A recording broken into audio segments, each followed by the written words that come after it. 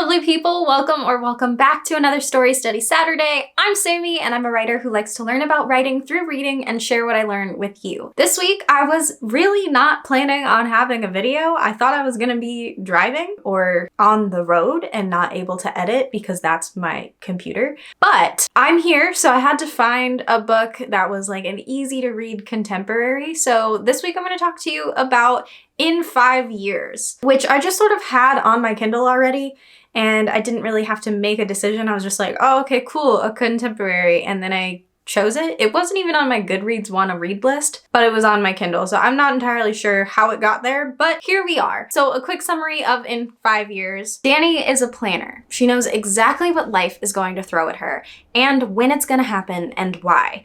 She likes the stability and the consistency. She's a corporate lawyer after all. But on the night of her engagement, she has a dream that feels so real that takes place 5 years from then. In that dream, everything that she has planned has been thrown out the window, including the man that she's engaged to. The story progresses and we watch her try desperately to keep her life according to plan and not have it lead towards that moment in the dream until the moment finally arises. So let's get into my thoughts. It took me a little bit to get into this book, but I will dig into that a little bit more in the improvement section. However, once I did get into the book, it started to feel less like a romance or like general like contemporary and more like a murder mystery, even though there was no murder. I guess it's just a mystery at that point. But like we spend the whole time trying to figure out like who done it? Like how do we get there? How do we end up in this position? Does she end up in this position? Was it just a dream? How are all of these things lining up so well that it's like, ah? And that was really fun in terms of like having no harm done to solve a mystery, but still having that like, I'm picking up clues as we're going. There's some really great moments in this that show emotional complexities that aren't even just like between the main cast of characters, like your main group of people surrounding the main character, but peripheral characters that are like the main group surrounding one of her main support characters, their support character, like a couple of steps out, having these really great emotional exchanges with the main character. And it's very impactful. Like I cried a couple of times and I did not intend to. So that's something that I think this book does really, really well. It introduces this dream of the future relatively early in the story, and then we get to jump through time for like 4 years or so. After that, you get just enough sprinkles of like, hey, remember in that dream, this thing that was there, remember that?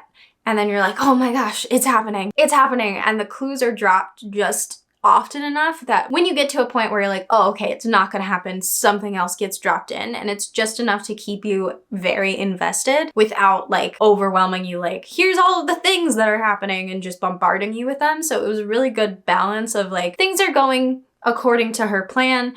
Oh my gosh, here's another hint towards that dream. I will also say that everything that you expect to happen, everything that I expected to happen at least, didn't happen, and it was in the most rewarding way as a reader to be, I don't ever really want to be wrong, but this was a fun way for me to be wrong because every time that I was like, oh, well, this is gonna happen, it didn't. And that was really interesting. We actually get to relive the dream, which is so different, but it's exactly the same, which I think is really, really great because that was something that I thought could be improved in The Art of Racing in the Rain. And it's definitely so much more interesting to see the dream with no context and then see how the exact same situation happens with context, because the dialogue doesn't change, but the thought process that our main character is having during the conversation changes. And it's so interesting to see how the same lines of dialogue can come out in context. Because you would think something along the lines of like, this situation can't happen again because it already happened. Or you would think like Una out of order sort of thing where it's like, she wasn't actually there for the situation. It was her past self. So there were a lot of different ways that my brain was expecting this to be addressed, and I didn't anticipate seeing the scene again. And I think that's super interesting because a lot changes, and even though you know you're gonna see it again, don't feel like this is a spoiler because I feel like the whole time you're kind of anticipating it to happen again. So I'm sorry if this is a spoiler. I don't think that it is, because you get to see it, and I'm not telling you what changed. I'm just telling you that it does change. We're just gonna stick with that this isn't a spoiler. But it's a really interesting take, and I really appreciated that as something that I know I would have liked more to have happened in the context of other books. So what do I think can be improved? Jumping back to how difficult it was for me to get into the book, the very beginning of the story, I didn't like Dani at all. Like, I didn't like the main character. I didn't care about her. I thought she was not like a genuine person. I thought she was lying to herself, and I don't like that. The more you read, the more you're just like, oh, okay, so that's just a part of who she is. That's just a factor about her life, and there's reasons why she's led up to this position. But the way that we were introduced to her really threw us in, and I think it threw us into the parts of her that are not the most like, I care about how this goes for you. And I didn't care about how it went for her until we were introduced to her friend. She's a different person when she's by herself than she is when she's with her best friend from her childhood. I like the version of her that comes out when she's with her friend, and I don't like the version of her that's by herself. So it's really interesting to see how those two versions of herself play together and play off of each other. But at the very beginning, we just get her by herself, and it's not the likable version of her. And if I hadn't just been like not interested in making a decision of what book I was gonna read, and I didn't know that I needed to read a book really quickly, I probably would have DNF'd it from the first chapter or two. I can't say like I'm super glad that I kept reading it. Like, it was fun. It was fine. I felt things, but I don't know that I would have missed out if I hadn't read this book. The main character had a lot of growing that she needed to do before I could enjoy reading from her perspective. But that's just a personal perspective. So if you don't have the same take as me, if you don't have the same like triggering things in people that you're like, I don't like you. Like, I wouldn't be Dani's friend personally. So knowing that, like, I wasn't super interested in her story until she grew into somebody that I would be interested in being her friend. Another thing that I thought could be improved is that I didn't really understand why the main guy that we were following was doing the things that he was doing. Like, I didn't understand his motivations. I didn't feel like he was a fully fleshed out character. I didn't feel like he had very much going on for him. And the things that he did just didn't make sense in terms of the other things that he did. Like, they all didn't mesh together well, and it felt very much like he was more of a device for the story than he was a person participating in it, and that was kind of sad. Because I would say that both of the main women that we're following, Dani and her best friend, whose name eludes me for some reason, were both very fleshed out. They were very detailed. I would say that Dani's fiance was also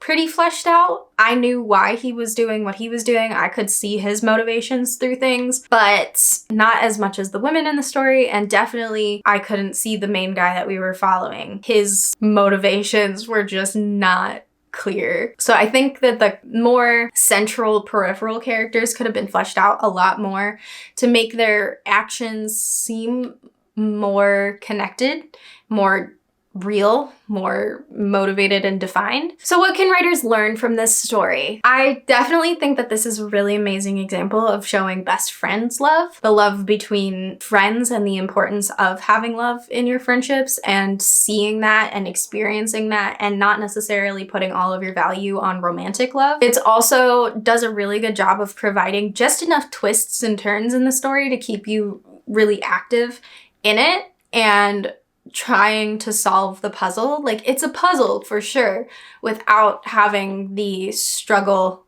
of other puzzles. Books that have puzzles, which are more often they are directed towards like murders and stuff. It's a very subtle puzzle for sure. It's not like, here's a bunch of things you have to solve. It just sort of brings up a lot of questions as you're reading that you're like, how is this gonna tie back in? It's gotta tie back in. How is this gonna tie back in? It's also a really interesting use of time travel because it's a very, very subtle time travel. It's a very, very small thing, but it's a really interesting take because it's definitely time travel. There's definitely time travel in this. It's not like the sci-fi version of time travel where it's like time travel is happening, and it's not like the more personal, close-based time travel like The Time Traveler's Wife or Una Out of Order. It's just sort of like, it's subtle. It's a very subtle use of time travel, and I think that's super interesting. And it's not something that you see super often, the use of subtle time travel. So I think this is a really good example of that as well. It's also a good example of having your character grow within the book, like becoming a different person from the start to the end. And I would say that that's a super important part of this book from my perspective, because I didn't like the main character. So bringing her from where she was at the very beginning and growing into a person that's more well-rounded and like generally different, it's an interesting thing to think about, and definitely something that may want to be considered, because it is a very smooth transition into character growth and character development. And I think that this is a good example of that. But that's all that I've got for you today. If you enjoyed this video, please leave a like. Have you read In 5 Years? Have you heard of In 5 Years? Because I literally have no idea where it came from. Leave me a comment down below. Let's have a little book chat. If there's any books that you want me to take a look at and give a read through, I would love your suggestions, as I do not like making decisions lately. If you don't want to miss any of my uploads, hit that subscribe button and the notification bell next to it. I will be here on Tuesday for our Writing Tip Tuesday, and I should be here back in about a week for a Story Study Saturday. My road trip is now not a road trip, but still a trip. So you're gonna wanna have those notifications on so you know when I'm back and we can get back into the groove of things. So I will see you guys on Tuesday for a Writing Tip Tuesday.